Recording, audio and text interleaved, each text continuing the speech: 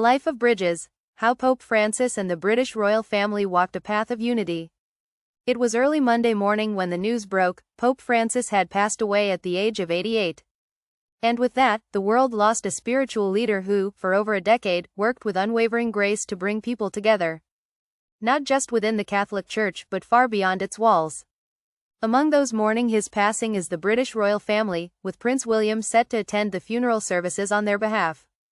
Royal expert Ian Pelham Turner confirmed the prince's role, underlining the deep respect between the House of Windsor and the Vatican. In a symbolic gesture, flags are now being lowered to half-mast across royal residences. Even the traditionally upbeat changing of the guard ceremony has shifted its tone, now marked by solemn melodies echoing through Buckingham Palace. And honestly, if you take a moment to think about it, that says a lot. The bond between the monarchy and the Holy See was never just about diplomacy or protocol. It was personal. Just this month, King Charles and Queen Camilla visited Pope Francis at the Vatican's Casa Santa Marta. What was supposed to be a brief private meeting turned into a touching exchange of blessings and warm wishes. Charles, whose efforts to build interfaith bridges have become a hallmark of his reign, later shared heartfelt words. "We were most deeply saddened to learn of the death of Pope Francis," he said, speaking for himself and the Queen. "His Holiness will be remembered for his compassion, his concern for unity, and his tireless commitment to causes that bind us all together." Strong words, and not just for form's sake. The King's statement also highlighted something deeper. That Pope Francis did not simply preach care for the world, he lived it. He reminded us that caring for the planet is a spiritual act, and that empathy is not a weakness but a responsibility. A throwback to 2005 might offer a useful parallel. Back then, Charles was still a prince when he represented the royal family at the funeral of Pope John Paul II. 2 decades later, he is now king, offering not just condolences but shared memories of quiet meetings, soft words, and a vision of peace. And the memories go back even further.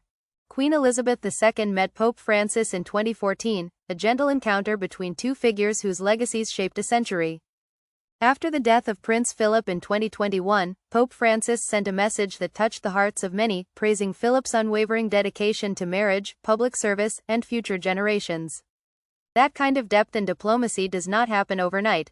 Over the years, Pope Francis sent blessings to the Queen for her Platinum Jubilee and celebrated her long reign with genuine warmth. His telegram, full of gentle wishes for unity, prosperity, and peace, did not sound like mere pleasantries. They felt lived in. Honest. But here's something curious. While many associate the Church of England with formality and detachment from Rome, the late Pope saw things differently. He never hesitated to reach across historical divides. And Charles, now its supreme governor, has clearly taken that baton. Their meeting earlier this month, a simple visit, tucked away from flashing cameras, now stands as one of the Pope's final acts of friendship. No headlines, no fanfare. Just two people, with decades of tradition behind them, choosing empathy over division. When Vatican Camerlengo Cardinal Kevin Farrell announced the Pope's death, his words struck a universal chord. "He taught us to live the values of the gospel with fidelity, courage, and universal love." A tall order in today's world, right? But Francis made it feel doable. Maybe that was his gift. He did not just lead. He listened. And when he spoke, whether to the crowds in St. Peter's Square or in a quiet Vatican room with Charles and Camilla, his words reached people where they were. Now, as the world prepares to say goodbye, the royal family's tribute is more than a ceremonial gesture.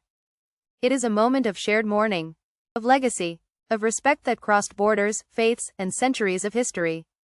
And maybe, just maybe, it is a reminder that unity, when nurtured with sincerity, can outlive any one person. Even a pope.